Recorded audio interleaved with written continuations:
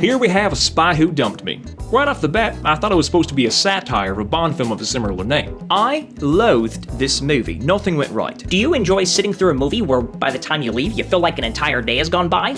You're just gonna love this one. Now, I'll be honest with you. There's at least 5 to 6 times in this movie the entire audience is gonna be laughing out loud. The only sad part is it's got nothing to do with the movie. Like, this movie's not funny. They just have these random giggle bits of comedic dialogue, this off-topic dialogue, if you will, thrown in here and there. You could tell that the director also wrote the script because no director in the right mind would read this horrible script and think to themselves, you know what, this movie will give me an award for sure. It only clocks in at 116 minutes, but it feels like a 4-hour movie. It's as if the writers needed to add comic relief to ease the burden of having a sucky comedy movie. Now, the acting was also atrocious. It even had 2 A-listers in it, in Mila Kunis and Kate McKinnon. Now, Kate, you know I love you, I do. I love SNL, but please stop playing the same character in everything you do. I get it, you're typecast, I understand, but for the love of all that's holy, woman, please branch out.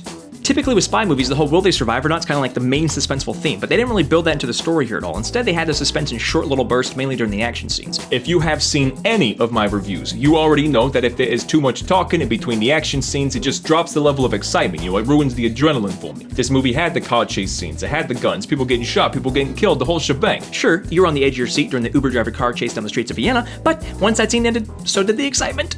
Collectively, I'd say there's about 30 minutes of good action in this movie, which would have been great if it was a 60-minute movie, but it was 2 freaking hours. Any of the scenes that were actually decent action scenes were just killed off because of the length of the movie. It made it null and void.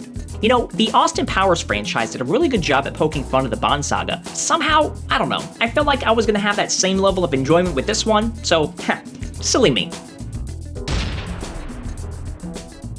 Just a bunch of random giggle bits to fix the failed giggle bits. 6 out of 10. Mila Kunis being such a babe was not able to distract me from this one. 3 out of 10. The movie sucked because it was too friggin' long. 4 out of 10. By the end of the movie, you didn't really care who was a good guy or a bad guy because they just sucked at building that part up. 4 out of 10. I actually wish my movie pass didn't work for this one. 0 out of 10.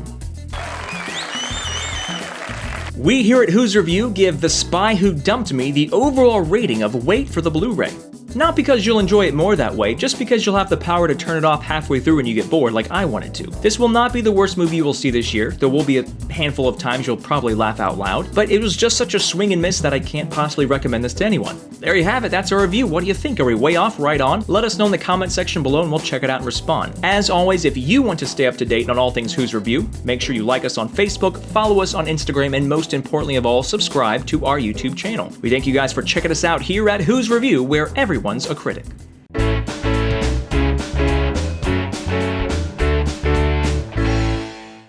Why do I keep talking? Stick to the script, bud. Why are you trying to go off script? You ain't a writer. Your job is to talk. Don't you put that in there.